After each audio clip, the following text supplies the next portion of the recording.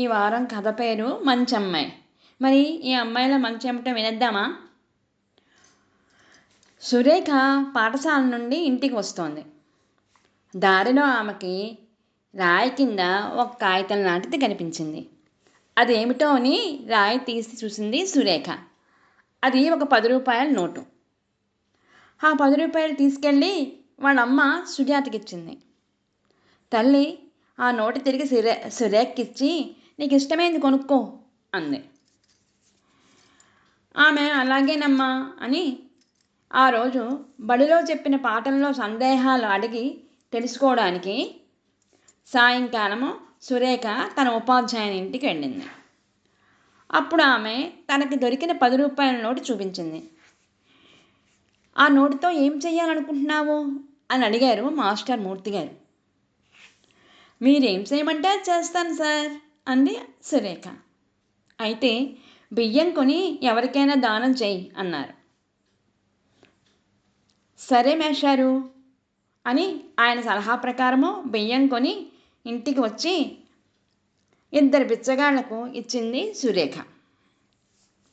మరొక రోజు సురేఖ బడికి వెళ్తుండగా చాక్లెట్ల పొట్లం దొరికింది.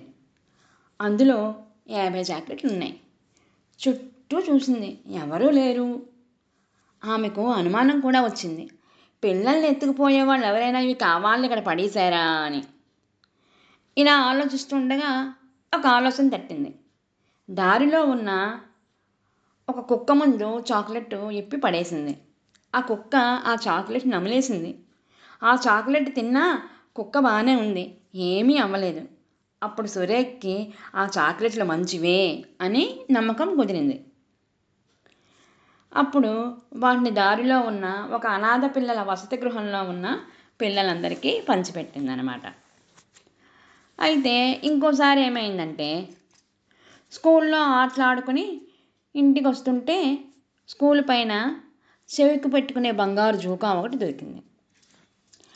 అది తీసుకుని మరలా బడిలోకి వెళ్ళి ప్రధానోపాధ్యాయునికి ఇచ్చి దొరికిన విషయం చెప్పిందనమాట.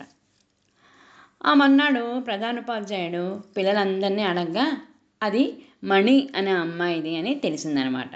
అది చాలా ఖరీదైన జూకా. మణి తండ్రి అయిన సురేష్ ఆ విషయం తెలుసుకుని చాలా సంతోషించి సురేఖను మెచ్చుకుని 116 రూపాయలు బహుమతంగా అందచేయమని ప్రధానోపాధ్యాయులు గారిని కోరాడు. అయితే ప్రధానోపాధ్యాయులు గారు పిల్లల సమక్షంలో బహుమతిగా సురేఖకు 116 రూపాయలు ఇచ్చారు. ఆమె ఆ డబ్బుతో ఒక బీద విద్యార్థికి యూనిఫారం కొనండి అని తిరిగి ఆ డబ్బును విరాళంగా ఉపాధ్యాయులకి ఇచ్చిందనమాట. అయితే ఆమె చేసిన పనికి అందరూ చాలా మెచ్చుకున్నారు. అదే స్కూల్లో గోపాలం అనే అబ్బాయి ఉన్నాడు. వాడి చేతికి డబ్బులు ఇస్తే చక్కగా గోళీలు ఆడుకోవడం, బడెగ్గొట్టి సినిమాలు చూడడం చేసేవాడు. వాడికి కూడా సురేఖలో ఏమైనా దొరికితే జల్సాగా ఖర్చు పెట్టుకోవచ్చు అనే చిన్న ఆశ కలిగిందనమాట. అప్పటి నుండి ఏం చేసేగాడంటే, వెళ్తున్నప్పుడు కనపడిన రాళ్ళు రప్పలు అవి వెతకడం ప్రారంభించాడు. ఒకరోజు వాడికి కూడా ఒక రాయి కింద ఏదో కాగితంలా కనిపించి వెళ్ళి ఆ రాళ్ళన్నీ తీస్తూ ఉంటే వాడికి చేతి మీద ఒక తేలు చుట్టింది. గోపాలం బాధతో విలవిల్లాడుతూ ఇంటికి పరిగెత్తాడు. వాళ్ళ అమ్మ విషయం తెలుసుకుని వాడికి మందు వేయించింది. ఈ విషయం అందరికీ తెలిసింది.